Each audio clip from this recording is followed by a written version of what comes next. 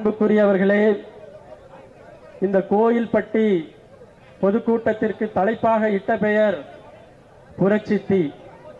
அன்பு சகோதரர் திரு தங்கவேல் அவர்கள் இதுவரை வரலாற்றில் எந்தெந்த இடங்களெல்லாம் தமிழினம் தீயாக இருந்திருக்கின்றது, எந்தெந்த இடங்களெல்லாம் தமிழினம் தீயாக இருக்க வேண்டிய சூழல் இருந்திருக்கிறது என்று பட்டியலிட்டார்.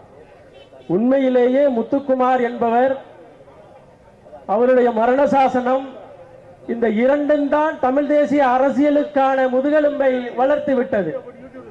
ஏனென்றால் முத்துக்குமார் அவர்களினுடைய மரண சாசனத்தின் முதல் வரி, விதியே விதியே என் செய்ய நினைத்திட்டா என் தமிழ் சாதியை என்று தொடங்கும்.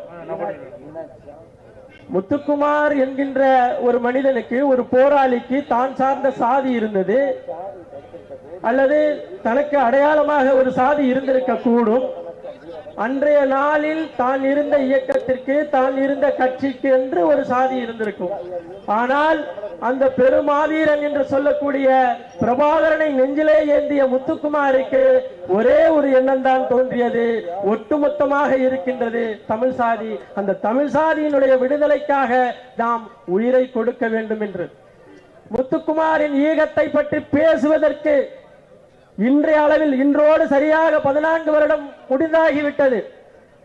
முத்துக்குமார் தன்னுடைய உடலில் தீ வைத்து இறந்து கிடந்த அந்த நாளில், சாஸ்திரி பவனிலே இறந்து கிடந்த நாளில், முத்துக்குமார் தன்னுடைய மரண சாசனத்திலே கோடிட்டு வெளிப்படையாக காட்டப்பட்ட ஒரு குற்றவாளி, ஒரு அரசியல் குற்றவாளி என்றால் அது கருணாநிதி.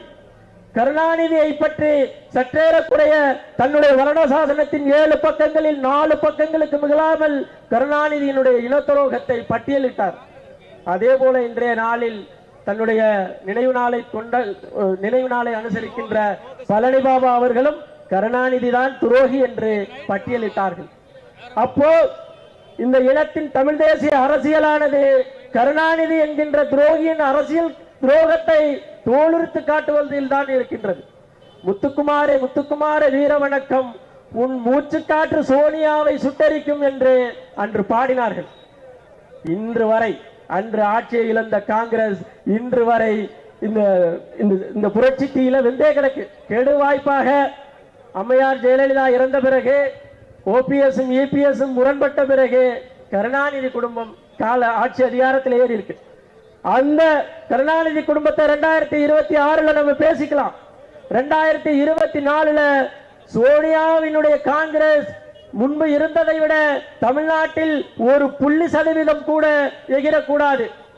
அப்படின்னா நீங்க பாரதிய ஜனதா கட்சியினுடைய பீட்டிமா அப்படின்னு நீங்க பேசுவீங்க, கேட்பீங்க. பாரதிய ஜனதா கட்சி என்கின்ற ஒரு கட்சி இந்த இடத்தில் இருந்த தடம் கூட இருக்கக்கூடாது என்று சொல்லி, நீங்க தமிழ் தேசியரா? நீங்க காமராஜரை நேசிக்கிறீர்களா? நீங்கள் கக்கனை நேசிக்கிறீர்களா? நீங்கள் முத்துக்குமாரை நேசிக்கிறீர்களா? நீங்கள் ஜீவானந்தத்தை நேசிக்கிறீர்களா? நீங்கள் பிரபாகரனை நேசிக்கிறீர்களா? இத்தனை பேரையும் நேசித்த நீங்கள் திராவிட கட்சிகளுக்கோ தேசிய கட்சிகளுக்கோ ஒருபொழுதும் நீங்கள் வாக்கு செலுத்த மாட்டீர்கள்.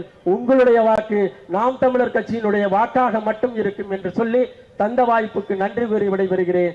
நாம் தமிழர்.